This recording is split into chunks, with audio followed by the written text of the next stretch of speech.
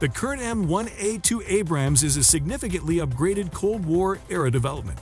Its predecessor, the original M1 Abrams, was adopted by the U.S. Army back in 1980. The tank was named in honor of General Abrams, commander of U.S. forces during the Vietnam War. It replaced in service the M60 Patton.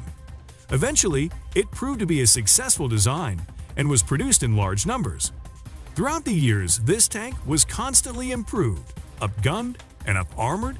The M1A2 SEP-V2 is the current version, which forms the backbone of the U.S. military armored forces. A number of older Abrams tanks were converted to this standard. It is planned that upgraded M1A2 series tanks will remain operational with the U.S. military beyond 2050. The Russian T14 ARMATA is a more modern design. During the recent military conflicts, Russians faced that their T-90 main battle tank could not maintain superiority over the modern Western and Asian main battle tanks. A replacement was needed. Development of the new tank began in 2011 and was kept in high secrecy. The first batch of pre-production tanks was delivered in 2015. The ARMATA was first publicly revealed during the same year. Its full-scale production could begin in 2020 to 2021. It is planned that once in service, the ARMATA will gradually replace the aging Russian T-72, T-80, and T-90 tanks that become outdated.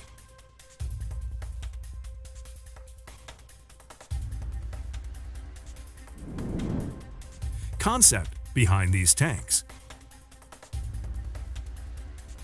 During the last century, there were always significant differences between Russian and Western tanks, their layout, and the way their systems operated. The Abrams follows the lines of Cold War-era Western main battle tanks. It uses composite armor, similar to the British Chobham. Frontal armor is reinforced with depleted uranium armor mesh for a higher level of protection. Furthermore, the Abrams can be fitted with add-on explosive reactive armor. Most of the ammunition is stored in the turret bustle with blowout panels. The tank is rather bulky. However, it is well protected against most anti-tank weapons. The M1A2 is armed with a manually loaded 120mm smoothbore gun. The tank has a modern fire control system with a high first-round hit probability. The Abrams is operated by a crew of 4, including commander, gunner, and driver. A unique feature of the Abrams tank is its gas turbine engine. It is a multi-fuel engine, which can run on any grade of petrol, diesel, aviation fuel, or kerosene. The engine has impressive performance and is running silent. However, it is troublesome to maintain and has a very high fuel consumption compared with traditional diesel engines. So basically, the United States went for a technologically advanced, bulky, yet very agile tank. On the other hand, the ARMATA is a new generation tank. It is a clean sheet design with a number of advanced features. It has little in common with the current T-90 and other older Soviet tanks. Actually, it is the first Russian truly new production tank since the T-72, which was adopted back in 1973. The design of the ARMATA focuses on heavier armor and crew survivability.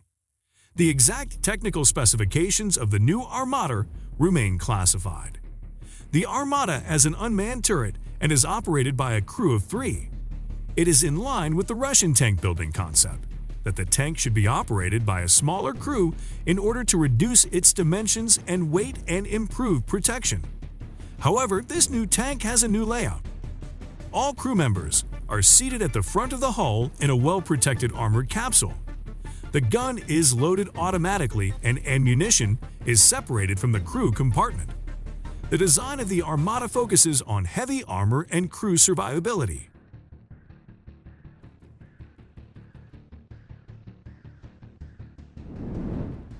Armor protection. The Abrams is one of the most protected tanks in the world.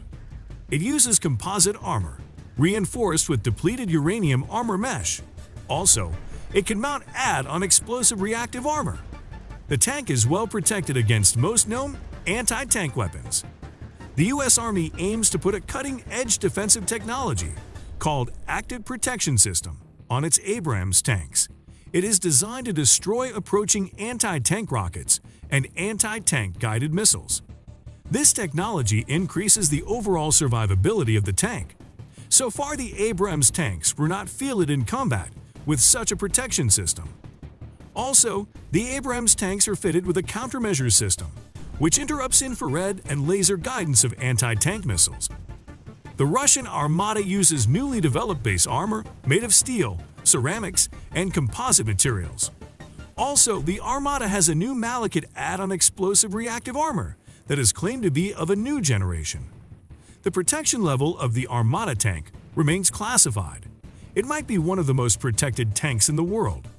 It has been reported that the Russian Armata will be fitted with a new Afghan and active protection system. However, in 2018, it appeared that there are setbacks with the development of the Afghanet. By 2018, prototypes of this system were not completed and were not ready for testing. This tank also has a new countermeasures system that reduces the chance of being hit by anti-tank guided missiles.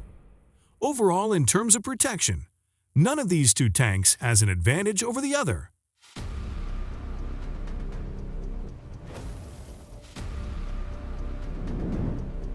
Crew survivability. The crew of the ABRAMS is well protected and has some chances of surviving once the armor is penetrated. Most of the ammunition is stored in a turret bustle with blowout panels. The bustle is separated from the fighting compartment. If the bustle is hit, ammunition detonates without killing the crew. Some rounds are stored inside the hull in protective containers. The interior of the ABRAMS is lined with Kevlar liner for protection against spalling. The Russian Armata tank was also built with crew survivability in mind. All of its crew members are seated in a well-protected armored cell. It is the world's first production tank with a completely unmanned turret and with such a crew layout. The crew is completely separated from the automatic loader and ammunition. The tank has improved resistance to damage. It can operate even with penetrated armor, as far as the crew cell is intact. Overall, the Russian Armata might be slightly superior in terms of crew survivability due to its protected crew cell and entirely isolated ammunition.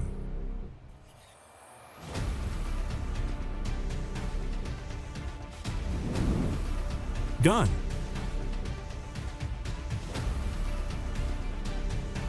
The ABRAMS is armed with a 120mm/L44 smoothbore gun.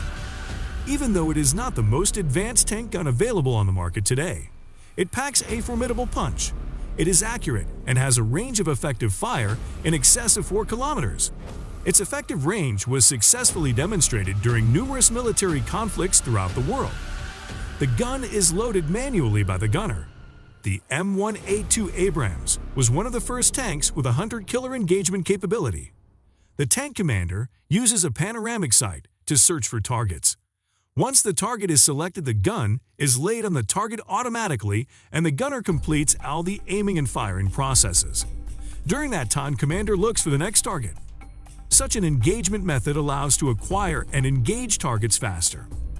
Currently, similar target acquisition systems are present on most main battle tanks. The Russian Armata is armed with a new 125mm smoothbore gun. It has a longer range and is more accurate than previous Russian tank guns. The new tank gun is superior to that of the T14 tank.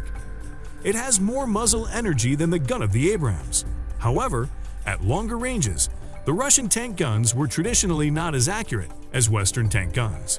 In order to cope with this drawback, the Armata can launch long-range anti-tank guided missiles in the same manner as ordinary projectiles. This missile has a range of up to 5 kilometers and can also target low-flying helicopters. The gun is completed with an autoloader. This feature allowed to reduce the crew to 3 men. The Armata is fitted with a brand new fire control system. So far, it is unclear how accurate is the gun of the Russian Armata is in order to compare it with the ABRAMS.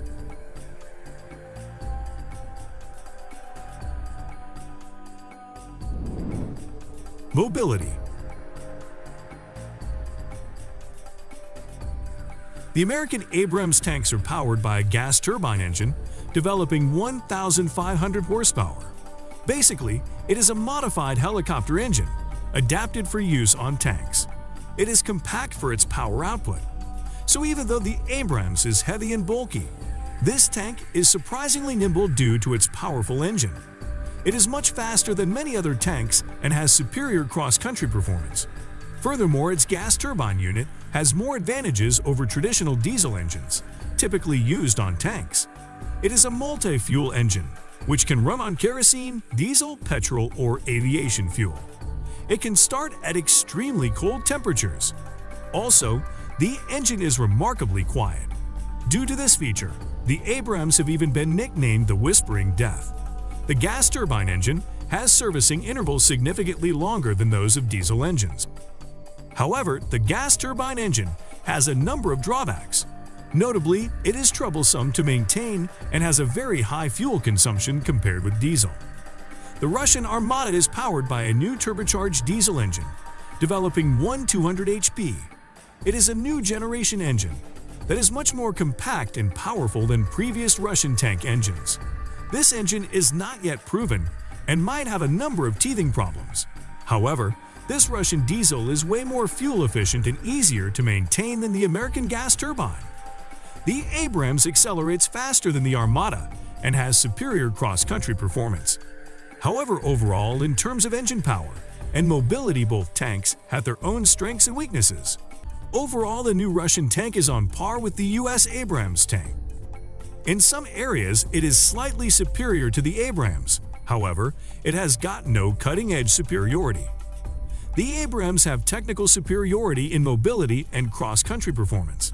This tank is a proven design that recommended itself well during numerous military conflicts. The ARMATA has the advantage of survivability and crew protection, though this tank is still a raw design that will likely to have numerous teething problems.